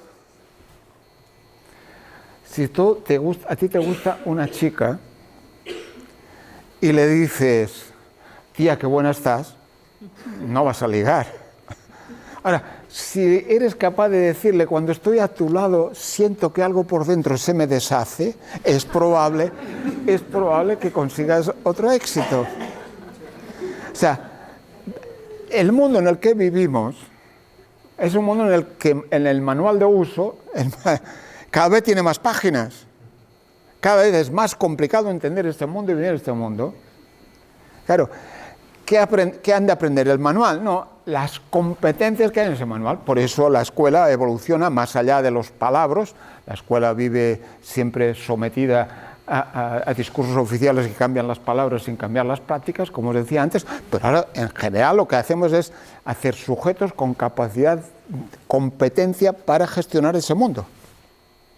vuestros hijos e hijas van a estar toda la vida aprendiendo. Van a la escuela para hacerse competentes para seguir aprendiendo. Lo que hacen aquí es no exactamente aprender algo, sino aprender la competencia que hay detrás de un aprendizaje. ¿Vale? Por eso no os quejéis, no, es que ahora no saben, no sé qué, es que no hace falta que lo sepan. Ponía esta mañana escribiendo al rato entre de bar y bar, que andaba escribiendo cosas que tengo que entregar. Es decir, claro, ¿cómo educa una maestra de P2, P3? Aquellas cosas maravillosas que había antes en las escuelas infantiles, un reloj de madera, que aprendían a las horas, los cuartos, esa cosa maravillosa. Si ese niño desde que ha nacido ha visto pip, pip, pip, ha visto un reloj digital, si el concepto hora y espacio no tiene sentido en este momento, ¿cómo educa en eso? Claro, lo está educando para una competencia que tiene que ver con la gestión del tiempo de otra manera, pero no lo está educando para que aprenda el reloj, lo está educando para que aprenda la gestión del tiempo de otra manera que no tiene nada que ver con el tiempo-espacio que habíamos aprendido en el reloj analógico. Como os decía, la escuela está para mantener la escuela no puede ser el lugar de la castración de la creatividad infantil. Yo en alguno de esos libros que os he citado siempre pongo un buen maestro es aquel que coge el currículum, aquello que tiene que enseñar y lo guarda al fondo del cajón y se olvida de él en todo el curso. Porque lo que está haciendo es decir, a ver, ¿qué me traen? ¿Qué tienen que saber? No qué han de saber, qué no pueden dejar de aprender, que es diferente. No cuánto han de saber, qué no pueden dejar de saber. Y cómo le ayudo a mantener las ganas y la creatividad de saber. Aprenden a expresarse, a descubrir, aprenden a ser tiktokers del futuro. El otro día había una broma, no os veíais en la sexta, en el intermedio, de que no sé si uno de cada 4 adolescentes quiere ser youtuber de éxito en la vida, ¿no? Y salía una cosa, la profesión principal.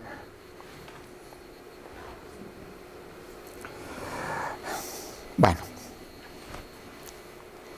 como os decía antes, existe la ciencia de enseñar y de aprender, no podéis considerar a los maestros. La dignidad de un maestro está centrada en descubrir la utilidad de su vida, pero también en descubrir que su función es apreciada por aquellos que se ocupan de sus hijos e hijas. Hace muchísimos años, cuando existía una cosa que eran las libretas Rubio, no sé, unas libretas llenas de... Recuerdo una historia de un chaval, no sé dónde salía aquella historia, en mi memoria no para tanto, pero era un chaval que había estado haciendo cuentas, las lleva, el maestro se las va a corregir y pone mal. Y el chaval le dice, señor maestro, esto no puede ser, tienen que estar bien. Digo, ¿cómo que estar bien? ¿Está mal? Dice, no, tienen que estar bien porque me las hizo mi padre ayer y él sabe multiplicar. Entonces el maestro se las revisa y dice, no, me he equivocado, está bien. Luego llama al padre y le dice, hombre, haz las cuentas bien con tu hijo, porque si no... pero ¿cómo nos dignificamos mutuamente? ¿Cómo nos dignificamos? ¿No? Esta sociedad en la cual parece que todo el mundo sabe educar, no puede ser. Ya os he dicho que hay mucho más chapuza en otras historias. ¿Qué más? Pues estamos en el mundo digital, en red y compañía. Ya os lo he comentado antes. No que no os vendan. Tenemos un problema, que es que la educación se ha convertido en un bien de mercado.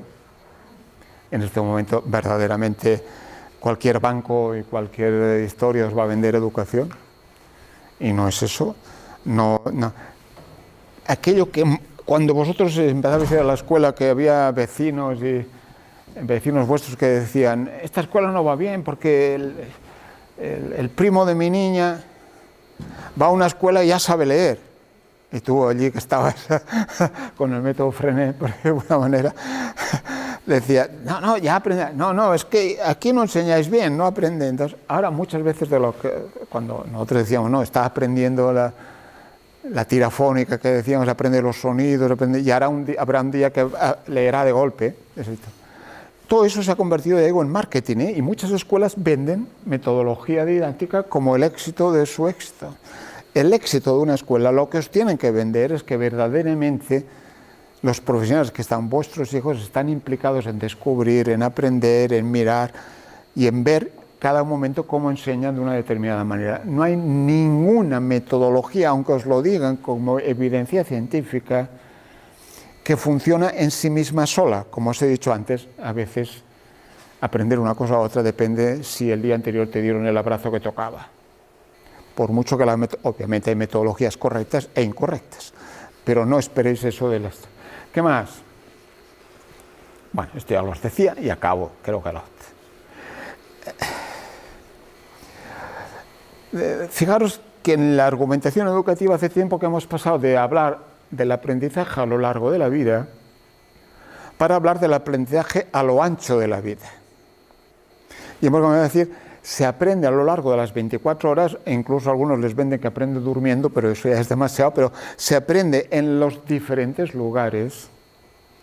Y en todo caso, la escuela es una parte de eso que se aprende en los diferentes lugares y contextos.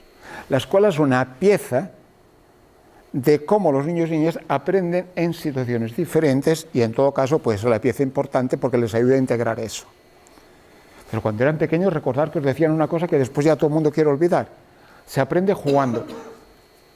Cuando crecen dicen, no, jugar es perder el tiempo. No, se aprende jugando. Y en la escuela incluso hay modas ahora de eso de la game, de un sistema de aprendizaje con juegos, como haber incorporado incluso el juego en el aprendizaje. Las escuelas no tienen paredes, no deberían tener paredes. Aparte de que ya no vale aquellas cosas que los padres decían antes, dentro y fuera de la escuela. En el mundo de los adolescentes, ¿qué quiere decir dentro? Porque están peleados por una historia del Twitter de ayer o del de Instagram, ¿qué es dentro y fuera? No hay dentro y fuera. La escuela no tiene paredes, lo de fuera ha de entrar y la escuela ha de salir fuera. No penséis que lo que hacen fuera de la escuela no tiene importancia. Pedir que la escuela recoja lo que hacen fuera de la escuela y conseguir que lo que hacen en la escuela salga fuera. La pandemia descubrió muchas cosas, pero luego se olvidaron rápidas. De golpe, por ejemplo, descubrimos en el caso de la secundaria que se podían integrar materias, porque claro, como no podía mezclarse con tutores, se acabó la pandemia, ya no podemos integrar materias, que las mates son mates y la historia es historia. Descubrimos que se podía dar clases sin puertas, pero rápidamente vino la pandemia y las volvimos a poner. Descubrimos que se podía ir a hacer clase fuera, pero rápidamente hemos vuelto adentro. Dinamarca y compañía, que es donde se puso de moda hace siglos ya, hace tiempo, la educación en el bosque, la educación fuera. ¿Por qué empezaron a hacer educación en el bosque fuera? Porque después de la Segunda Guerra Mundial no tenían escuelas, estaban todas destruidas. Entonces llegaron a la conclusión que dar clases en el bosque era una maravilla, pero por necesidad, pues aquí exactamente podríamos hacer lo mismo. No hay extraescolares, lo decía antes, hay que conseguir que la comunidad tenga tiempos de infancia diversos, actividades diversas y que eso formen parte del completo de lo que podríamos llamar el plan educativo de una infancia. Eso que os decía, el aprendizaje-servicio, ¿vale? Lo razonable es que toda escuela tenga su comunidad, que tenga un entorno de comunidad en el cual está, no solo vosotros, sino... Esto sería lo razonable, que la escuela responda a una lógica de la comunidad. Y ya he llegado al final. Al final les he puesto una foto que no es de Navarra para que no haya problemas, pero en cualquier caso, mi mensaje final es: siempre necesita alguien que piense primero en los niños y las niñas, alguien que piense en sus necesidades. La escuela está al servicio de vuestros hijos e hijas. Como os decía al inicio, lleguen a ser personas que se sientan mínimamente bien consigo mismas, que sean capaces de convivir con los otros y que sean capaces de seguir aprendiendo, siguiendo ganas de saber. Y eso lo construyen obviamente en una comunidad en la que han construido algunas redes o algunas lógicas de convivencia. Perdonad la chapa, gracias.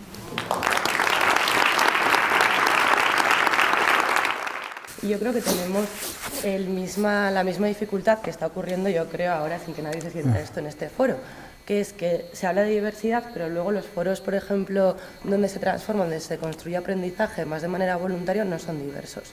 Entonces, algún tip para que, porque por ejemplo aquí hay mucha gente, pero no sé si representa, por ejemplo, la diversidad del cole o la diversidad incluso comunitaria que hay en el barrio. Yo diría que no. Seguro. Entonces, ¿cómo hacemos espacios comunitarios o espacios de reflexión donde esta diversidad, donde estas personas lo sientan como suyo? Porque algo estamos haciendo que no se siente como suyo. Esa pregunta, luego tenía la pregunta de, porque estoy casi de acuerdo contigo en todo, menos en una cosa, así que me ha chirriado, sí. Que es que claro, sí que es como, yo soy trabajadora social, defensora de la profesión del trabajo social, y sí, pero siendo sincera, estamos diciendo que estamos dando la oportunidad a la universidad de que sí que se construye pensamiento crítico en la universidad, ¿no? Y de que a esos profesores se les ayuda a aprender para que sean críticos, porque si no eres crítico, ¿cómo vas a enseñar a los alumnos? Entonces, el mundo universitario está preparado para formar profesores y formar, por ejemplo, trabajadores sociales críticos para pedirlo. Y bueno,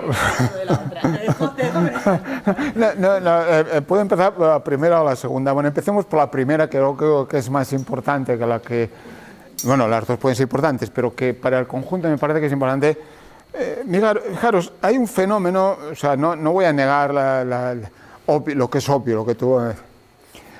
Por ejemplo, estos últimos años, antes de la pandemia, en Cataluña hubo todo un movimiento alrededor de la idea de innovación educativa.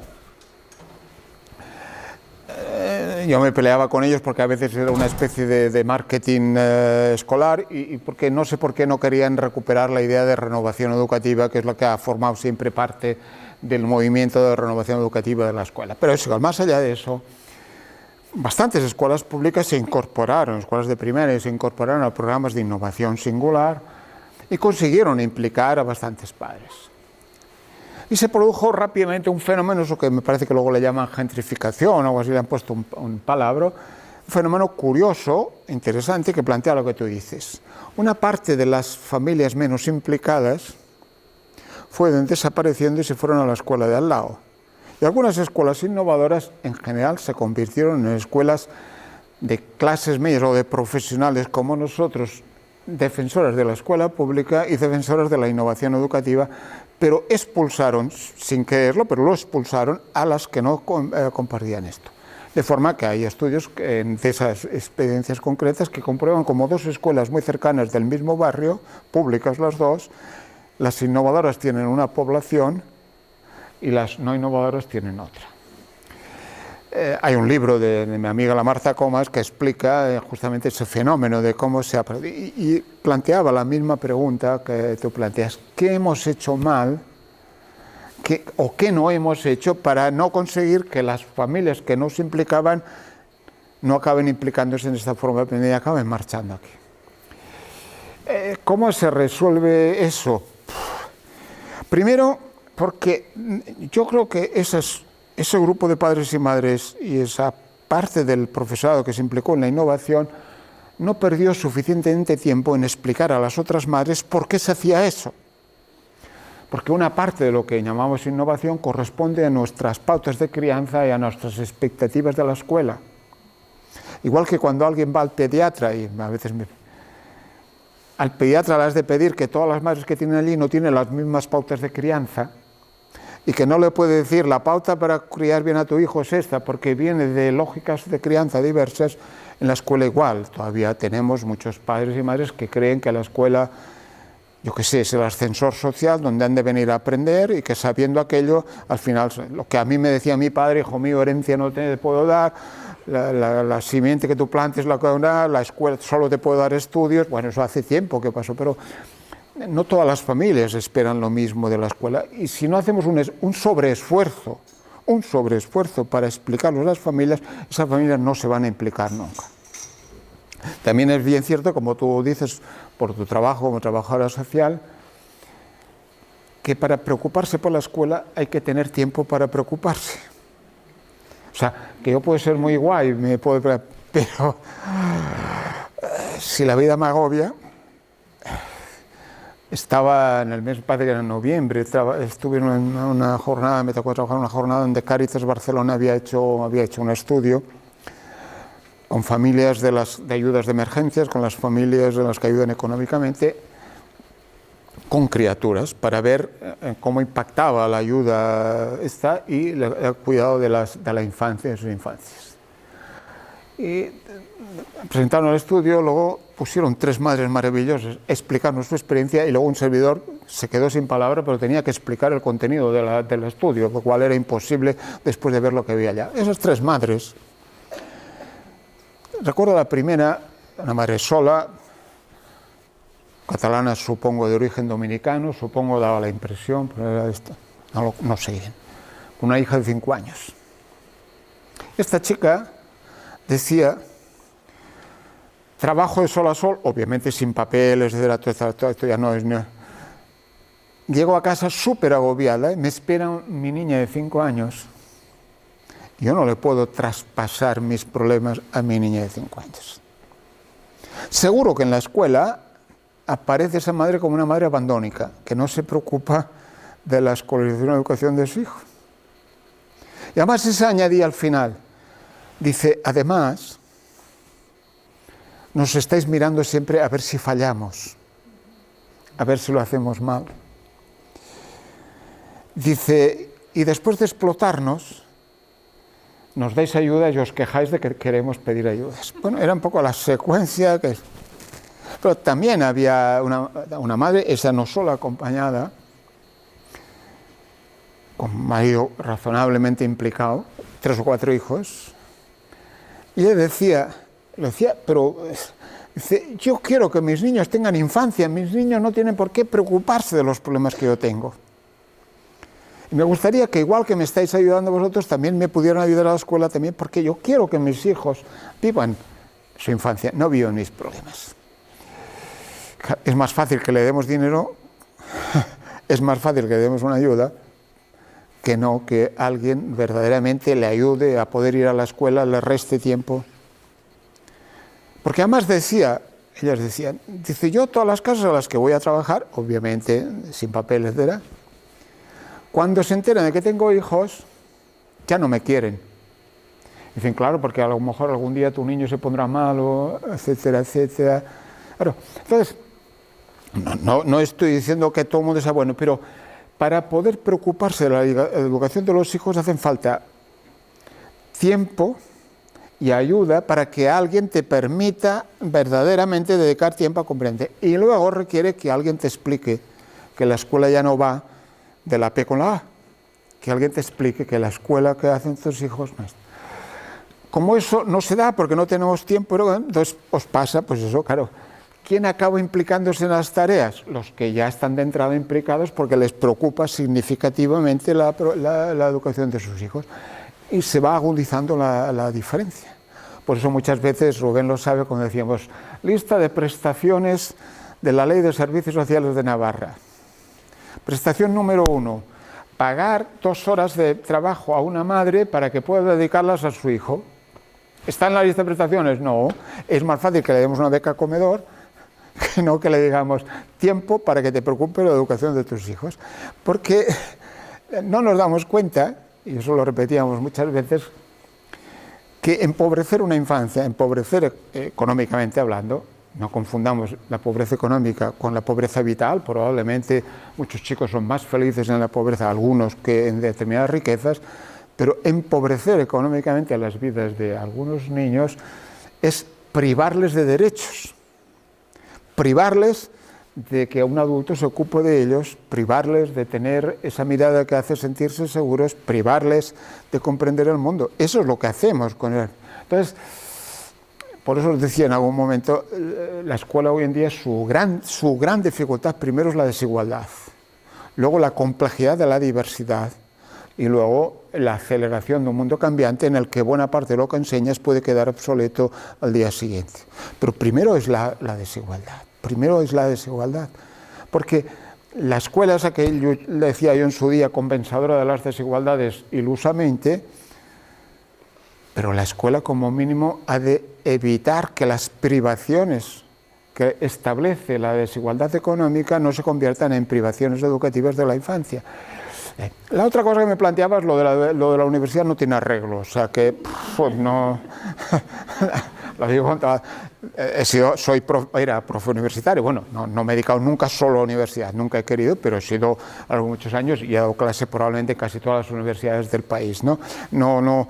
Pero no tiene arreglo porque al final lo que se enseña en la universidad es a que la realidad sea como tu teoría. Tú tienes una teoría y la realidad tiene que ser como la teoría. No se educa para que, a ver, que la pedagogía que tú quieras, bueno, la pedagogía que te dé la gana, pero vamos a hablar juntos y decir, a ver, no solo hay un proceso, una didáctica, no solo hay una organización, también hay vidas diversas de alumnos que tú tienes que seducir para que acaben aprendiendo. Y eso solo se aprende con la voluntad de descubrir la realidad. Claro, pues pasa con todas las carreras de la universidad. Ayer mismo discutíamos a propósito, claro, me toca la discusión con los dramas de la presión del bachillerato para acceder a la universidad. La mitad de los que van a medicina no valen para ser médicos, porque van los que tienen la nota de corte más alta, que quieren dedicarse a investigar enfermedades raras, pero no quieren dedicarse a la medicina familiar de estar al lado de las personas. Nuestras colegas de trabajo social, yo cuando las deseducaba, a veces a las chavalitas de 20 años que iban a arreglar el mundo, les decía, a ver, tú haces una entrevista de un señor que viene a buscar trabajo y le preguntas sobre su historia laboral. Tú, toda bien puesta, con un señor con callos de 45 años que ha vivido el doble que tú, claro, por razones de edad. Y tú le estás haciendo una entrevista de historia laboral. Y allí pones, he trabajado en la obra, peón de obra. Y el señor te contestará, no, señorita, yo soy dumperista. Y tú dirás, ¿qué demonios me estás diciendo? No, es que entre los que llevan ladrillos hay dos categorías, los que le dan a la pala y los que llevan el dumper. Y eso para alguien que está trabajando es importante, es importante, porque ha salido de la pala y conduce el tractor de allá. ¿Cómo hacemos que los que forman la discusión de estos días, la carrera docente, que si un MIR, o sea, porque cuando yo quería hacer la revolución defendíamos una cosa que era cuerpo único del profesorado. Cuerpo único. Los profesores más importantes son los de 0-3, no los de bachillerato. Todo buen profesor de bachillerato debería pasarse como mínimo 6 meses en educación infantil para descubrir cómo aprenden. ¿Cuál es la profesión? Educador que educa mediante procesos de aprendizaje que os decía antes. ¿Cuál es la especialización? Bueno, luego viene la especialización que tú deseducas con las mates, educas con la literatura o haces no sé qué. Tú estás en primaria, pero la profesión, sujetos que aprenden a estar al lado de las personas para ayudarles a esas personas mediante el aprendizaje. Ya podrás entender que cada vez que ponemos en marcha un MIR o alguna cosa de estas de especialización del profesorado, al final es cada facultad monta el suyo, cada facultad monta el suyo. Y a veces yo ya no sabía si reír o llorar porque el CAP o lo que fuera de la educación en el CAP de secundaria se convertía, lo que hablábamos de adolescentes era una clase que les daba yo de 2 horas. Pero hombre, si el máster era para que tú aprendas a cómo convencer a un chaval que ha de aprender derivadas. No para que le enseñes derivadas, que eso ya lo sabes, sino para convencerlo de la maravilla de la vida cuando la ves a través de una derivada. Bueno, pero la universidad es muy difícil que cambie, yo creo que es muy difícil, es imposible, pero además es complejo. Ahora, por ejemplo, sabes, se ha puesto en marcha, y eso también es una preocupación que podéis tener vosotras y vosotros, un intento que en Cataluña se puso en marcha con relativo éxito, que es cuando el alumnado quiere acceder a las facultades de educación, hay una especie de prueba previa de competencias o capacidad o aptitudes para el mundo de la educación, que no puede ser selectiva porque obviamente sería ilegal, porque cada uno estudia lo que le da la gana, pero que demostraba, por ejemplo, el curso pasado, el anterior, el último curso antes de la pandemia, demostraba que la mitad de los que se apuntaban no servían para ser maestros. En secundaria se ha intentado imponer para todos y han saltado todas las alarmas de todos los lugares. Porque claro, yo hice física para que aprendan la maravilla de las físicas. Bueno, y si no quieren aprender, no es mi problema. Yo he hecho oposiciones para que aprendan física. No, bueno, ya no me alargo por ahí, pero también es importante que vosotros os preocupéis de cómo reforzar la profesión de vuestros maestros. Reforzar a los maestros y las maestras que realmente están convencidos que su profesión es acompañar esas vidas mediante procesos de aprendizaje, mediante la construcción de un contexto educativo, mediante la relación entre iguales, mediante la dinamización de grupos. No hagáis como esta madre de Ripoll. Ayudar a que los maestros interaccionen a vuestros hijos entre situaciones diversas para que todos puedan aprender. Bueno, ya veis, con una pregunta me he alargado mucho ya y no... Más. ¿A qué hora es la pregunta? A la merienda, dime. Buenas. ¿Podría profundizar un poco en... Bueno, esto que ha contado antes, ¿no? Tan interesante, tú no puedes existir sin el otro y no puedes ser feliz sin el otro. ¿Qué más, o sea, un poco más, si puede profundizar, en qué le podremos decir a los niños acerca de esto, cuando el otro que tienen, pues sí, es muy diferente, está muy bien, pero ese diferente, pues igual tiene otra cultura o no, que chocan en algunos sentidos, puede ser pues en relación con temas, pues como ha comentado también antes, no, pues la mujer, pues la diversidad sexual, la tal. Entonces, claro, bueno, cuando choca con el otro, sea como sea. Claro, sí, mira, a ver, ¿qué puedo añadir? Aunque no es que tenga la solución o que es lo que pueda. Como os he dicho antes, yo tengo 2 hijos, 2 nietos, adolescentes ya he dado la vuelta. Antes de ayer mismo venían a comer, suelen venir a comer un día a la semana y yo aprovecho para estirar de la lengua y aprender más de adolescencia y otras cosas similares. El pequeño, segundo de eso, ya lo escuchaba, su discurso en la mesa era, pero es que muchos de mis compañeros no tienen cultura. Familia progre, de izquierdas, compañeros, pero el chaval decía, a ver, Marcel, ¿qué quiere decir que no tienen cultura? Es que te dan argumentos de esos tontos que han visto no sé dónde, es que no han leído un libro, es que no... Seguía con su argumento de no tienen cultura, simplemente ponía en evidencia que su manera de leer el mundo tenía muchos más componentes que los que tenían todos sus amigos. ¿Y cómo le digo yo al Marcel? No le puedo decir, ayúdale al otro. Le tengo que intentar ayudar. Bueno, alguna cosa sabrán, nos ponemos a discutir.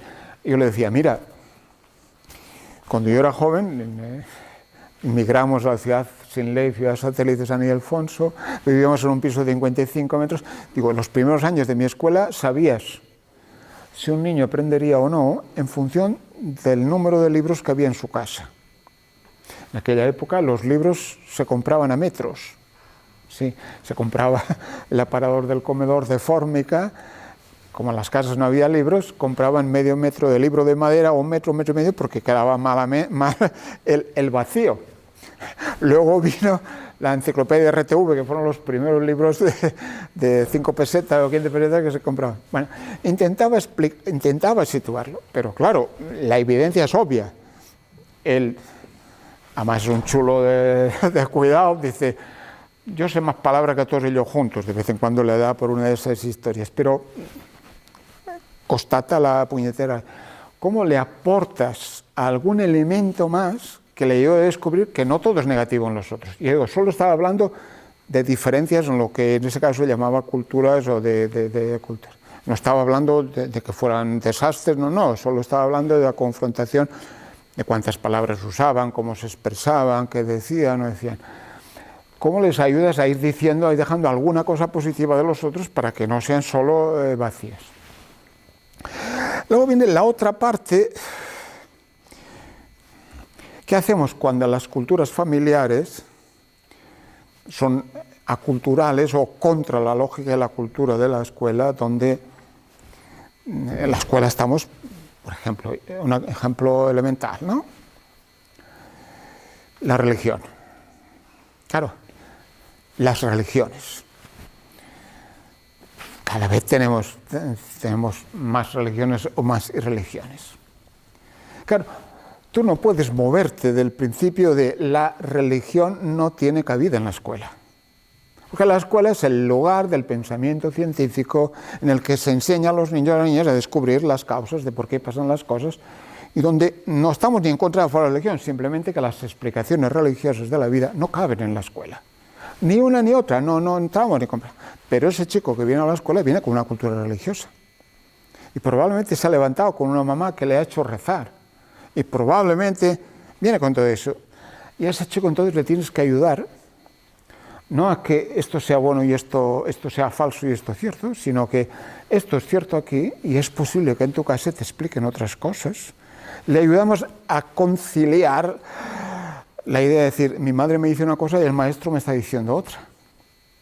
¿Quién tiene la razón? No, la escuela te enseñamos a entender el mundo así, pero es posible que tu madre, el otro, te diga otras cosas. No hace falta que te enfades, a lo mejor también es posible, pero no renuncies a esta explicación. Claro, cuando el chaval se encuentra pues, con un compañero suyo que dice las mujeres son inferiores, o se encuentra con la idea de decir esto ha pasado porque Alá se ha enfadado, o se encuentra con que dice en realidad hemos perdido la bendición de vida, cuando se encuentra con eso, que se lo puede encontrar, ¿qué le dices a tu hijo respecto a eso? Tú a tu hijo le tienes que decir, le tienes que decir, simplifico, pero yo le diría, hombre, la manera que yo entiendo que la vida es esta, la manera que te explican en la escuela es esta, pero algunos compañeros tuyos, además, y en el debate en la escuela le vas a decir, yo respeto mucho que quieras hacer la primera comunión, pero en mi casa piensan que eso de la comunión no funciona, pero en cualquier caso en la escuela, comunión y no comunión, la comunión ni entra ni sale, porque ¿qué harán? Entonces, es contradictorio porque a los chicos y chicas se les hace vivir en esas dos historias. No es que yo soy mejor porque respeto a las mujeres, todos tienen que respetar a las mujeres. En algunos lugares no lo respetan, pero si a ti te preguntan, tú sigues defendiendo que las mujeres. El problema vendrá si se contamina del discurso del otro y dice, no, en realidad me están engañando, las mujeres no son iguales. El problema vendrá entonces, pero si le ayudas a mantener su lógica, estará en contradicción, pero es que en el mundo en el que estamos la contradicción de valores cada vez es más grande.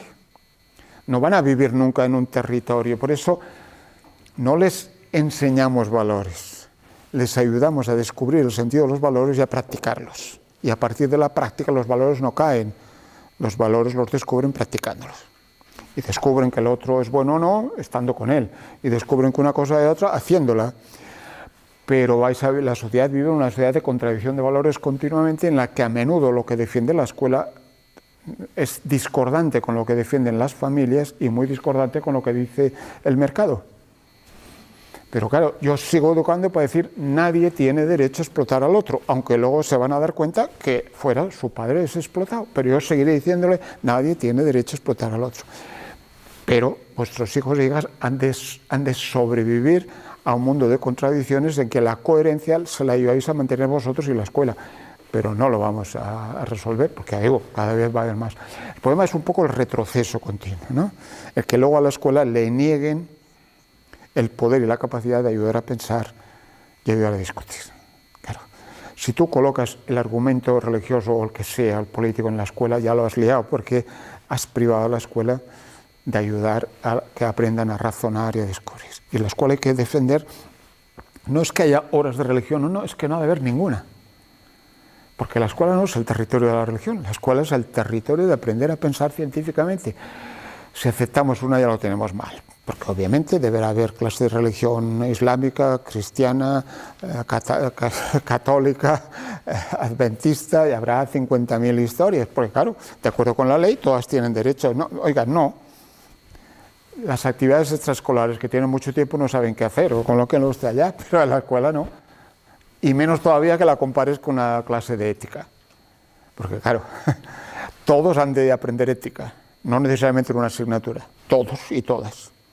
Algunos además aprenden religión, pero todos han de aprender ética. Bueno, sería más largo todavía. ¿Les dejamos comer ya? ¿Os dejan alguna cosa?